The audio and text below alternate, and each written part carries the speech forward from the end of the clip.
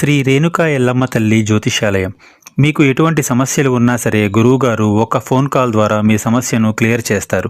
ఆర్థిక సమస్యలు, అప్పుల బాధలు, సంతాన సమస్యలు, విదేశీ ప్రయాణాలు, కోర్టు సమస్యలు, భార్యాభర్తల మధ్య కలహాలు, ప్రేమ సమస్యలు, రియల్ ఎస్టేట్ సమస్యలు, నమ్మిన వ్యక్తి మోసం చేసిన సమస్యలు, మీకు ఎటువంటి సమస్య ఉన్నా సరే 100% గురువుగారు మీ ప్రాబ్లంని క్లియర్ చేస్తారు. ఒకసారి గురువుగారికి కాల్ చేయండి. నేను కూడా కాల్ చేశాను. గురువుగారు నా సమస్యను క్లియర్ చేశారు. స్త్రీ పురుష వశీకరణం 100% చేయబడును.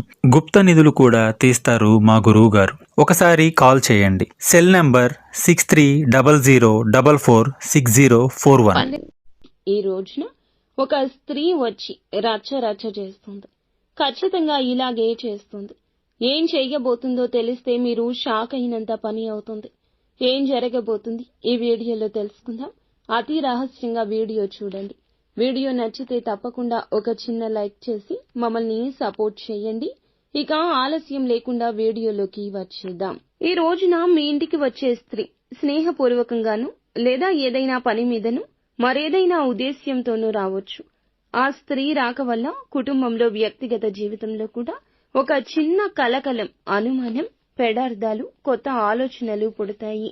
ఈ రోజున చంద్రుడు 1వ స్థానంలోని గ్రహస్థితిని ప్రభావితం చేస్తున్నాడు.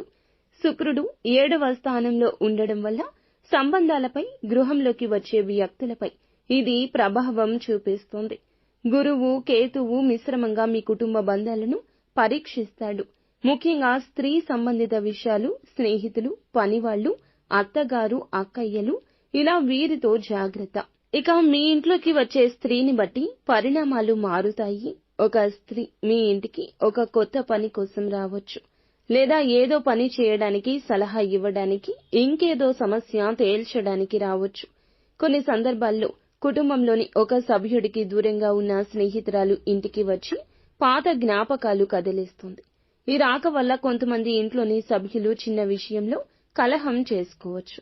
పాత విషయాలు తిరిగి బయటకు రావచ్చు. ముఖ్యంగా కుటుంబంలో ఎవరి మీద అయినా ఉన్నా రహస్యాలు దాచకూడదనే విషయాన్ని గమనించండి.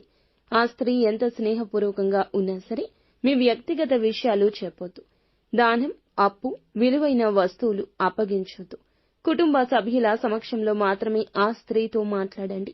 ఏమైనా కొత్త అవకాశాలు, కలిసి వచ్చే విషయాలు ఉంటే వెంటనే అంగీకరించండి. ఇక ఆ స్త్రీ రాక వల్ల డబ్బు వ్యయం అవకాశం ఉంటుంది. ఎవరైనా డబ్బు అడిగితే ఇస్తే తిరిగి రావడం కష్టమవుతుంది. ఒక్కోసారి స్నేహం పేరిట లేదా గుణపాఠం చెప్పి డబ్బు అడగొచ్చు. అందరితో కొంచెం దూరంగా ఈ రోజు ఉండడమే వాస్తవం. వాస్తవంలో బ్రతకండి. దుర్గామాత లేదా కాలభైరవ స్వామి యొక్క ఆరాధన బలమిస్తుంది. చెడు ఫలితాలు ఇంట్లోకి రాకుండా అరికడుతుంది. మీ ఇంటి గుమ్మానికి కొంచెం కుంకుమ, సరస్వతి పుష్పం పెట్టండి. ఓం దుర్గాయై నమః అనే మంత్రాన్ని 27 సార్లు జపించండి. ఏమైనా అనుమానాలు ఉంటే ఆ స్త్రీ ఇంటికి వచ్చిన తర్వాత అలమేలు మంగమ్మ స్వామి లేదా దుర్గామాతకు హారతి ఇవ్వండి. మీ ఇంటి చుట్టూ సువాసన గల గంధం దీపాలు వెలిగించండి. ఆ స్త్రీ వెళ్లిన తర్వాత తులసి చెట్టు చుట్టూరా 3 ప్రదక్షిణలు చేసి గోమయ్య దీపం పెట్టండి. ఏమైనా అపశకునాలు జరిగితే శివతాండవ స్తోత్రం చదవడం చాలా మంచిది. ఈ రోజు మానసికంగా ఓర్పు చాలా అవసరం. కొందరు మీ నమ్మకాన్ని పరీక్షించొచ్చు. మీ కుటుంబంలో ఎవరి మాటల్ని నమ్మాలి, ఎవరి మాటలు వదలాలి అనే తేడాను స్పష్టంగా నిర్ణయించుకోండి.